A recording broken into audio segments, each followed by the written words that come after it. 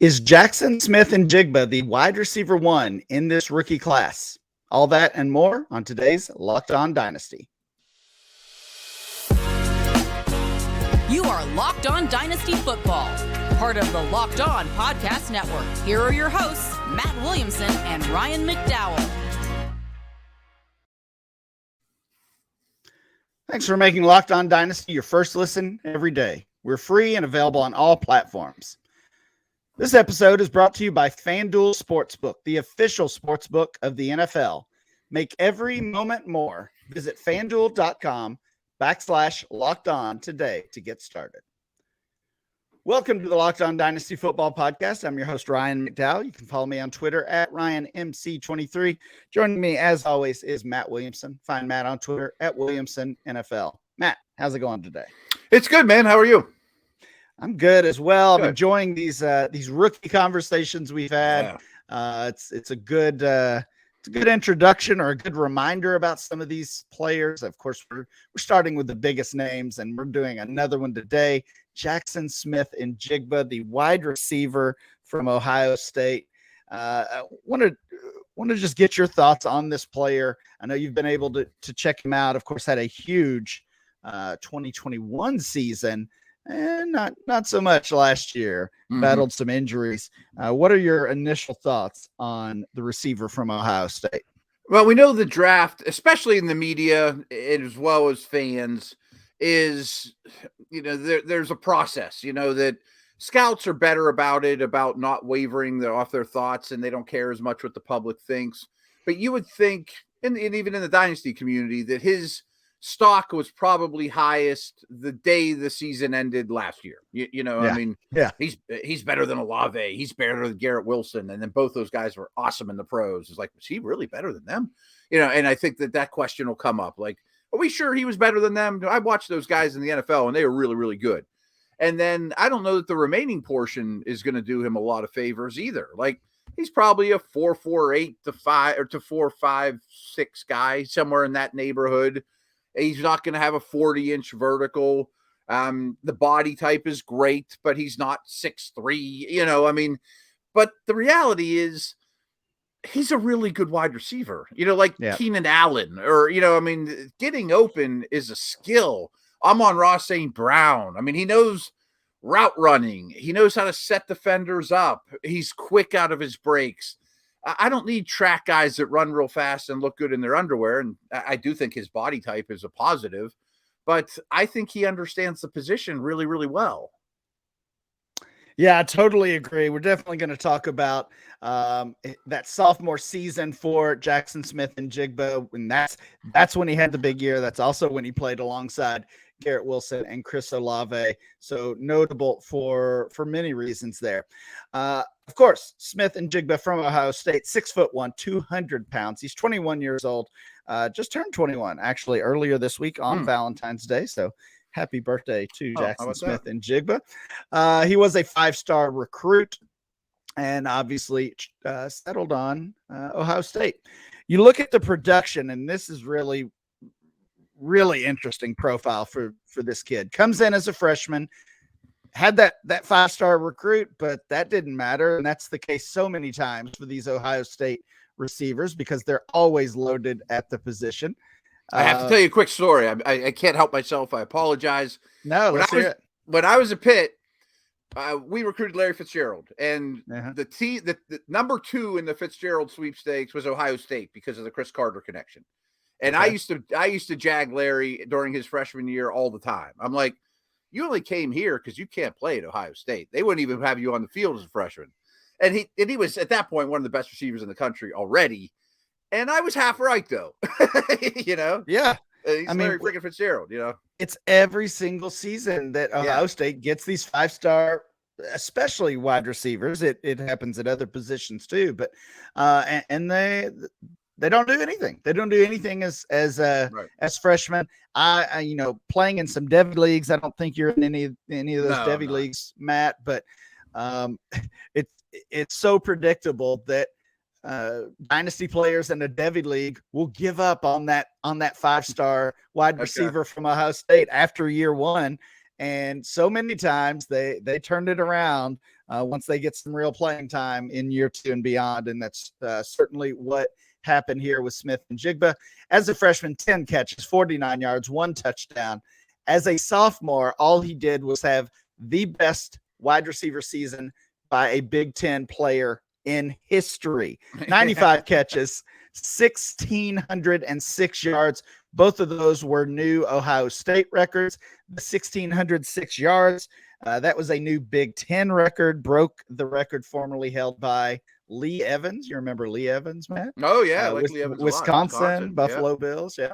Also scored 9 touchdowns. And you talked about maybe his value was highest the day after the season ended. Think about the Rose Bowl that Ohio State played in that season. And this is how Smith-Njigba ended his sophomore year. 15 catches, 347 yards. So even if you're a casual college football fan, or you're a dynasty player that focuses on NFL only, you're sitting at home around the holidays, winter break, whatever, and you're catching these bowl games, you probably thought Jaxon Smith-Njigba was one of the best wide receivers in the country, and you would not be wrong. He certainly was that sophomore season. This past year, junior season, only played 3 games, had that nagging hamstring injury that just really left him week to week, and most weeks left him on the sideline. Catches 5 balls for 43 yards and was basically a non-factor the whole season. I think he played well under 100 snaps.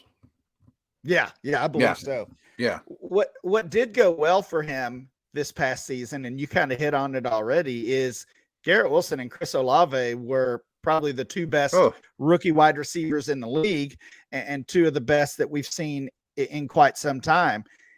And knowing that he outperformed those 2 guys and outplayed those 2 guys in that sophomore season of his speaks volumes. And I mean, I remember watching this interview when they sit these 3 guys down and they're being interviewed about the dynamics of being 3 high-level receivers and playing for Ohio State.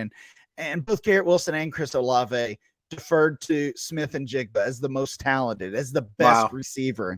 And I feel like that interview, which was on, I believe it was on College Game Day one morning, it feels like that's still having an impact on how we view these players and how we view Smith-Njigba, that we're lifting him up and ranking him highly, not only because of what we saw that sophomore season, but essentially we're kind of letting this past season go because he was so highly thought of by these other 2 great wide receivers. And times have changed. A lot of these college guys, they don't want to put bad tape out there and fight through a hamstring injury or a bad ankle or something, might shut it down, preserve their bodies for the NFL, which I totally understand. So I don't hold this past year against them all that much. I don't really either. I mean, I guess the only negative is this a trend? Is this something we're going to have to continue to worry about as he moves to the NFL? Matt, we're going to talk about some of those strengths and weaknesses and much more about Smith-Njigba right after this break. You're looking for a delicious treat, but don't want all the fat and calories? Who wouldn't be? Then you got to try Built Bar. With Built, healthy is actually tasty. They're so delicious you won't think they're good for you. What makes Built Bar so good is they're covered in 100% real chocolate. I mean, really great chocolate. They have great flavors like churro, peanut butter brownie, coconut almond. I'm not exactly sure how Built does it, especially with wonderful chocolate on top of it, but they taste like a candy bar while maintaining amazing macros. They're very healthy, only 130 calories and only 4 grams of sugar with a whopping 17 grams of protein. And I don't need to wait around to get a box. It used to be you'd go get your Built Bars at Built.com, and you can still do that, but now you can do it at Walmart, Sam's Club. Head to your nearest Walmart today, walk in the pharmacy section, grab yourself a box of Built Bars. You can pick up a 4-bar box of cookies and cream, double chocolate, or coconut puffs. If you have a Sam's Club nearby, you can grab a 13-bar box of our hit flavors, brownie batter and churro. And thank me later. Let's keep talking Jaxon Smith-Njigba here, Matt. You mentioned a few things already, but what are the strengths in general that you see in his game? Against a route runner. I think route runners translate quickly to the NFL. You know, that he can beat man coverage, he can play out on the outside, but he did most of his work from the slot, which seems like an easier route than it is. But you get banged around, and he's physical in there, and you deal with a lot more contested catches. I'm curious what his arm length and hand size is, but he plays with a big catching radius, catches the ball away from his body, big soft hands. He's smooth yet quick, and explosive is a strong word, but I mean, he comes out of his breaks really, really well. So there's a lot to like. It just feels like this guy maybe doesn't have any elite traits. You don't point at one thing and say he's the best in college at that, or he's the best in the class at that one thing, but he just knows how to play the position. That's kind of what it feels like when I watch Smith-Njigba. You hit on a lot of great strengths there. And we've already kind of talked about the weaknesses. Maybe he's not elite at anything. The injury we talked about. One thing that's interesting, I thought, with Olave and Wilson alongside of him, really in his only college season that he saw significant time, he was in the slot most of the time. What do you expect as far as his usage? Is he going to be able to play outside? Will he even be asked to play outside, or is he just a slot specialist? I don't know. I guess that's my biggest concern, not the speed. I think that's my biggest concern because very high percentage in the slot. And you're right. We just don't know yet. Yeah, you just don't know. Right? We haven't seen it, so we don't know. Right. I mean, you're not going to see any drill work with him against press man coverage outside the numbers. No Senior Bowl, no bowl games of that nature. But he might be Michael Thomas, another Ohio State guy. And I mean that as a compliment, not the recent version of Michael Thomas. Yeah, good point. Michael Thomas, another player that entered the league, and we were concerned about speed, and we were concerned about not having necessarily any elite traits. And yeah, he did pretty well for a while there. Right. You look at the dynasty value of Jaxon Smith-Njigba. He is currently ranked 3rd overall in our rookie rankings at DLF. We talked about the two top running backs the past couple of days, Bijan Robinson and Jahmyr Gibbs. Those are the only players ahead of Smith-Njigba. So he is the wide receiver 1 in the class. You look at Superflex ADP, 1.04. So he's behind the quarterbacks along with Bijan. He's basically in that range with Gibbs. I think a couple of the other wide receivers could potentially overtake him in rookie drafts. But right now, it looks someone's like going to run a 4.3, and right. Make him, you know what I mean? Right now, Smith-Njigba looks like the favorite to be the wide receiver 1, at least from a dynasty standpoint. We'll see who actually gets drafted first. But dynasty players are liking Smith-Njigba as that top wide receiver. Does that surprise you at all? It surprises me a little because dynasty players are a little fickle. I mean, you mentioned how they give up on 5-star freshmen. I mean, I haven't seen him in a while, so I'm going to take Quentin Johnston or, whoever you like, Addison or whoever you like better. He's my one receiver in a class that I'm not real excited about, to be honest. I mean, I don't think it's top heavy at all. Smith-Njigba is your one, though? He's my one, yes. Yeah, he's mine as well. Although, I wouldn't say he's locked in. I feel like it's kind of fluid. I do think Addison and Johnston both could make a claim to that, and ultimately it's probably decided by that draft capital and by landing spot. Let's talk about landing spots with Jaxon Smith-Njigba here. You look at some of the recent mock drafts. Mel Kiper is the highest on him. He projects Smith-Njigba to go 13th overall to the New York Jets. I thought that was interesting for a couple reasons. Not only is he super high on him, but giving the Jets a wide receiver. Of course, Garrett Wilson already on that roster that they drafted last year. Elijah Moore we still have hopes for. I wouldn't necessarily think of I don't see the fit. Yeah, I don't think of the Jets as needing a first-round wide receiver necessarily. The other mock drafters kind of in the same range here. Matt Miller, 20 overall to Seattle. Danny Kelly, 29 overall to New Orleans. So if he's not reunited with Wilson and the Jets, maybe he's reunited with Olave in New Orleans. Dane Brugler, 30 to Kansas City. Daniel Jeremiah, 31 to Philadelphia. And Lance Zierlein did not have Jaxon Smith-Njigba in the first round. And I think that's a possibility too. Even though most of these guys do have Smith-Njigba projected as a first rounder, most of them had him late in the round. And I don't look at him and consider him a lock to be drafted in round one come draft weekend. Subject to change, but I feel the opposite, to be honest with you. I mean, okay. I was shocked as high as Dotson, Olave, London went last year. The wide receiver contracts are blowing up right now in a massive fashion. And this free agent class flat out stinks for wide receivers. So yeah, it's real bad. Yeah, I think he's going to be gone in the top 20 picks. And, maybe Houston, or I know Baltimore doesn't pick in the top 20 but I mean, there's a lot of Baltimore's 22. Yeah. Houston 12. Yeah. I mean, I'm not blown away with this draft class overall outside the top 4 picks. So I think teams are going to take corners and tackles and wide receivers higher than they should because they're expensive. I do think that's a good point, that if you feel confident in Smith-Njigba, and we could say the same about Addison or Johnston or Jalen Hyatt's getting a lot of attention lately, and we'll get to all those guys certainly. But if you feel confident in one of these top wide receivers, that's a great point, given the strength of the class, or the weakness of the class, maybe I should say, beyond these top names, given the weakness of the free agent class, given how expensive it is to trade for these guys. We've seen we saw those trades go down last offseason. Those were not cheap.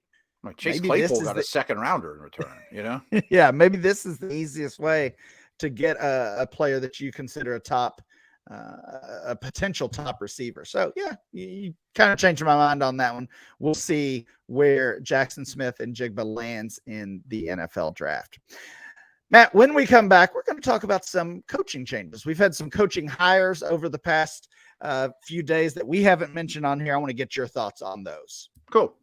It's a midway point of the NBA season, and it's a perfect time to download FanDuel, America's #1 sportsbook.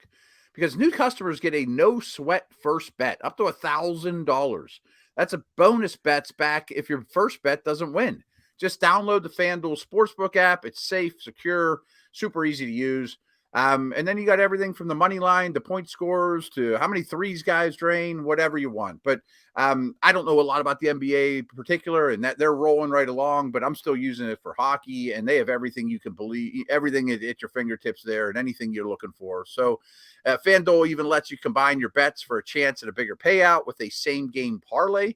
So don't miss the chance to get your no-sweat first bet up to $1,000 in bonus bets when you go to FanDuel.com/lockedon. That's FanDuel.com/lockedon.